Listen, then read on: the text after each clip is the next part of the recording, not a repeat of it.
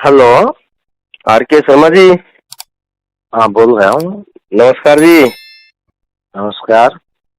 ये जो खबर फैल रही है कि गडकरी साहब का जो इस्तीफा लिया मांग करी आपने, इतनी बड़ी जो मांग करी है, जी, इसके पीछे क्या उद्देश्य है जी? दरअसल गडकरी साहब हमारे ट्रांसपोर्ट इंडस्ट्रीज से रिलेटेड ना मंत्रालय के मालिक हैं। जी और हमारी एक बहुत पुरानी मांग है ट्रांसपोर्ट एवं ड्राइवर आयोग के गठन की, जी जो बार बार हर बार पूरे देश भर से बहुत सारी एसोसिएशन, ड्राइवर यूनियन उनको पत्राचार के माध्यम से मांग कर रही हैं। जी और इसके साथ साथ ड्राइवर और ट्रांसपोर्टर बड़ी कंगाली के कगार पे पहुंच चुके हैं। हम कहते हैं कि जो टोल रोड है, इसको किस हिसाब से टोल टैक्स ले रहे हैं हमें पता होना चाहिए, बताना चाहिए। जी और दिल्ली में ग्रीन टैक्स लगा रखा है, ये नाजायज है। जी हम देश में सबसे ज्यादा टैक्स पेयर हैं। ट्रांसपोर्टरों से इतना ज्यादा टैक्स लिया जाता है, इतने ज्यादा पैसा लिया जाता है। ट्रांसपोर्टरों की कमर टूट चुकी है। गाड़ी मालिक ना किस्त भर पा रहा है, ना ड्राइवरों की तनख्वाह दे पा रहा है। वो अपनी इज्जत बचाने के लिए इधर उधर दूसरे व्यवसाय में भागने की कोशिश कर रहा है। तो अगर गाड़ी मालिक, ड्राइवर, ट्रांसपोर्टर ही नहीं रहेगा तो देश की प्रोग्रेस कैसे हो पाएगी? जी बात इसलिए हम कह रहे हैं गडकरी जी, या तो हमारी समस्याओं का समाधान करो, और अगर आप नहीं कर सकते हो तो इस्तीफा दे दो। कोई दूसरा आपने मिलने की भी कोशिश करी उनसे? हमने कई बार कोशिश की है, कई बार पत्राचार किए। मैंने कहा अनगिनत पत्राचार किए हैं बहुत सारी एसोसिएशनों ने, हमारे समेत।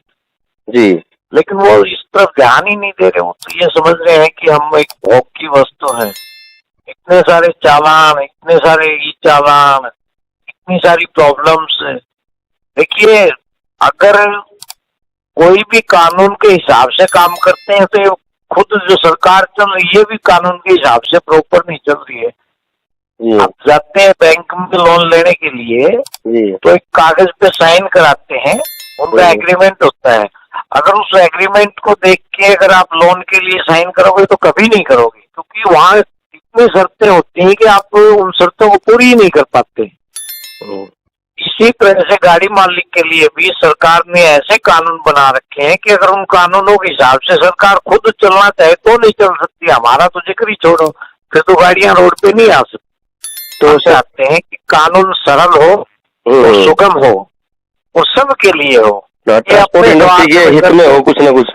आप ये चाहते हो? हम चाहते हैं कि वो हमें बैठे, हमारे साथ बैठे और आयोग का गठन करें और ट्रांसपोर्टरों को, ड्राइवरों को सुविधा दें। क्योंकि तो आपको शर्मा जी क्या लगता है कि ये अभी आपको मांग उठाने से क्या कुछ फर्क पड़ेगा?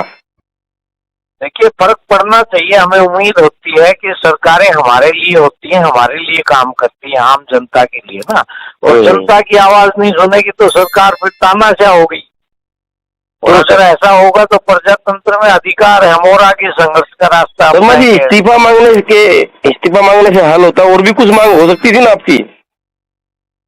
और मांग करते करते तो हम परेशान हो गए। हम उनके वहाँ लाइन लगा रखी है मिलने के लिए, वो सुनाई नहीं देता उनको, तो क्या करें फिर। धन्यवाद शर्मा जी। उम्मीद करते हैं कि माननीय केंद्रीय मंत्री गडकरी साहब आपकी बात जरूर सुनेंगे। उनको सुननी चाहिए। अगर वो नहीं सुनेंगे तो हम सुनने के लिए मजबूर करेंगे उनको। ये तो हमारी शुरुआत है, अभी तो हम और आगे संघर्ष का रास्ता अपनाएंगे। जी, ऐसे बड़ा भी संघर्ष की तैयारी कर रखी है आपने? देखिए, 100% करेंगे। प्रजातंत्र है, हमारी आवाज को कोई दबाने की कोशिश करेगा तो हम दबने थोड़ी देंगे। ठीक है, धन्यवाद। बहुत बहुत धन्यवाद शर्मा जी आपका। अनिल भारद्वाज, इनकी रिपोर्ट, ट्रांसपोर्ट सारथी आवाज, जलगांव।